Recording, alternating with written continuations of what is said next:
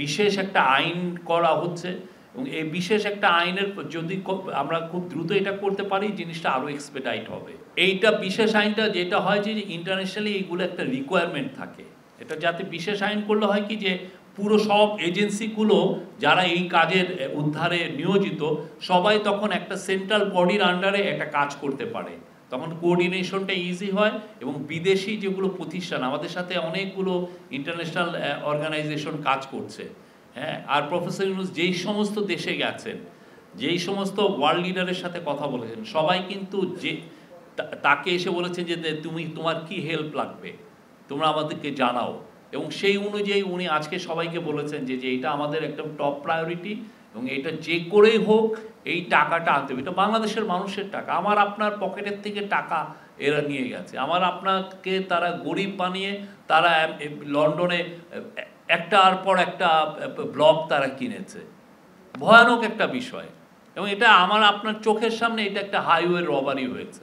Bank account freeze করে এটা উদাহরণ যথেষ্ট আছে, কিন্তু একটা বিষয় আপনারা জানবেন যে এই বিষয়টা কিন্তু খুবই সময়সাধ্য ব্যাপার।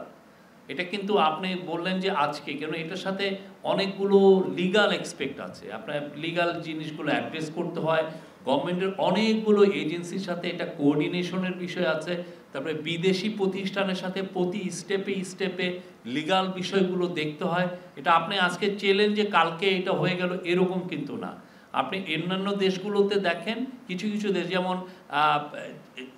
এশিয়ার মধ্যে দুই একটা দেশ আছে, যেমন ফিলিপিন্সে মার্কোসের টাকার বিষয়ে আপনি দেখেন কতটুকু, এই উনি তো 20-30 বছর আগের বিষয়, বা অ্যাঙ্গোলা তার কিছু টাকা পেয়েছে, ইট টুক দেম 5 ইয়ার্স।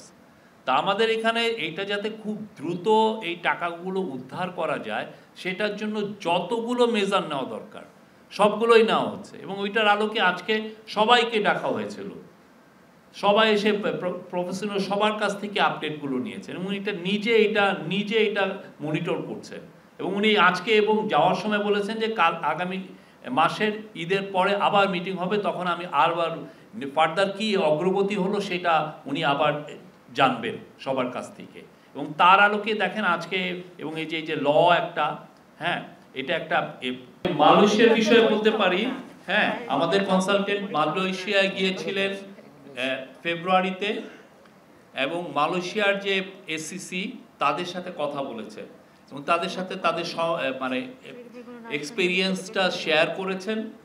তো এবং মালয়েশিয়ার যে প্রাইম মিনিস্টারের যে অফিস তার সাথেও কথা হয়েছে, হ্যাঁ, তারা বলেছে যে তারা বাংলাদেশের সাথে তাদের সাপোর্টটা আরও খুব গভীর পর্যায়ে নিয়ে যেতে চায়, এবং বাংলাদেশের অ্যাসেট রিকভারির ক্ষেত্রে তারা খুব বাংলাদেশকে হেল্প করতে চায়।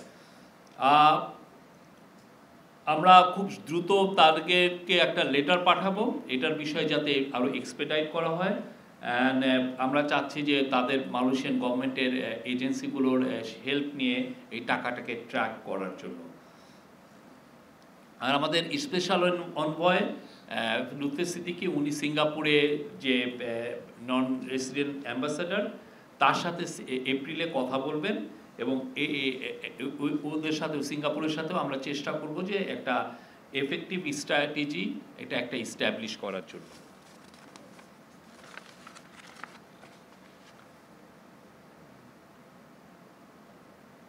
আর আমাদের গভর্নর 17 তারিখ, মার্চের 17 তারিখ ইউকের all party parliamentary group on করাপশনে উনি কথা বলবেন, এবং কথা বলার যে সাবজেক্টটা হবে হচ্ছে need for UK to support Bangladesh on asset recovery, এই বিষয়ে কথা বলবো। এবং আমাদের চাহিদাটা আমরা যেই জিনিসটা তাদেরকে বলবো যে যেই টাকাটা ওইখানে চলে গেছে এবং যেই অ্যাসেটগুলো ট্রেস করা হচ্ছে সেই অ্যাসেটগুলো যাতে ফ্রোজেন করা হয়। আর ইন্টারন্যাশনাল ল ফার্মগুলোর সাথে মার্চের 19 তারিখে হাফ ডে একটা কনফারেন্স করা হবে, এবং ওইখানে মানে আপনারা জানেন এই সংক্রান্তের যে ল ফার্মগুলো বেশিরভাগই লন্ডন বেসড, সবার সাথে এটা নিয়ে কথা হবে। অনেকগুলো যারা আছেন, যারা অনেকে ইন্টারেস্ট শো করেছেন, এই পর্যন্ত 200টা ল ফার্মের সাথে কথা বলা হয়েছে। তো এই মিটিংটায় অনেকে উপস্থিত থাকবেন। এবং এর সাথে যেটা হবে যে ফরেন অফিসের সাথে কথা হবে ওনাদের, তারপরে ডিজি ন্যাশনাল ক্রাইমস এজেন্সির সাথে কথা হবে, এবং কারেন্ট এবং ইমিডিয়েট পাস্ট ইউকে জাস্টিস সেক্রেটারির সাথেও কথা হবে।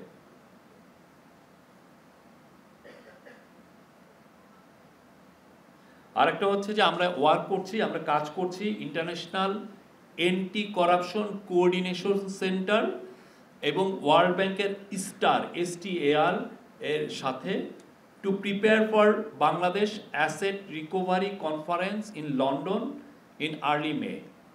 হ্যাঁ, এটা লন্ডনে হবে। হ্যাঁ হ্যাঁ হ্যাঁ, এটা হচ্ছে ওদের সবার সাথে বসে একটা মিটিং হবে, এবং এই যেখানে 8 থেকে 10টা কান্ট্রির যেখানে আমরা সাসপেক্ট করছি যে মানি ডেস্টিনেশন হয়েছে সেই বিষয়ে আলাপ হবে।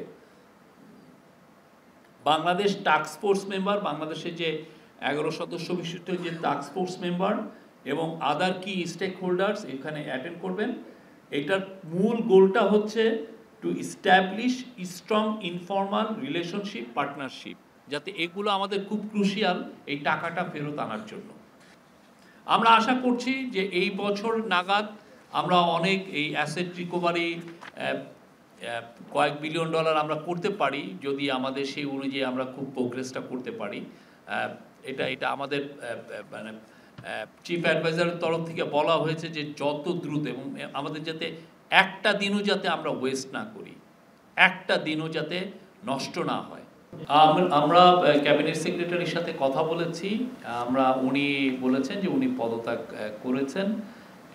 এইটুক পর্যন্তই আমরা জানি। ওনার পদত্যাগপত্রে উনি কি লিখেছেন এই বিষয়ে এখন পর্যন্ত আমরা কিছু জানি না। সেটা আপনারা ওনার সাথে কথা বলবেন। আমরা আমাদের তো যেটা পদত্যাগপত্রে যেটা লেখা হয় সেটাই তো আমাদের বিষয়, আমরা দেখার বিষয়। আমরা যেটা জানি যে সেটা হচ্ছে যে উনি পদত্যাগ করেছেন, উনি পদত্যাগপত্র জমা দিয়েছেন, এই বিষয়ে আমরা জানি। আর 11টা এটা আমরা এখনই আমরা এর নাম কিছু লিগাল বিষয় আছে সেগুলো আমরা এর নামগুলো দিচ্ছি না। আর শেখ হাসিনার যে বিষয়টা আসছে সেটা হচ্ছে যে শেখ হাসিনা, তার পরিবার, তাদের স্বার্থ সংশ্লিষ্ট ব্যক্তি ও প্রতিষ্ঠান। এখন বিষয়গুলো অনেক কিছু জিনিসের ইনভেস্টিগেশনের স্বার্থেও আমরা নামগুলো অনেক ক্ষেত্রে নিতে পারছি না, বাট এগুলো পুরো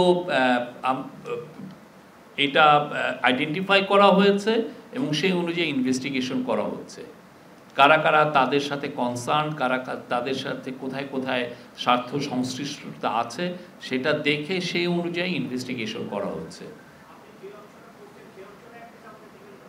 হ্যাঁ, সেটা অবশ্যই দিব। আমরা যে দুইটা বিষয় বলেছি, এইটা পুরোটা আমরা আপনাদেরকে দিব।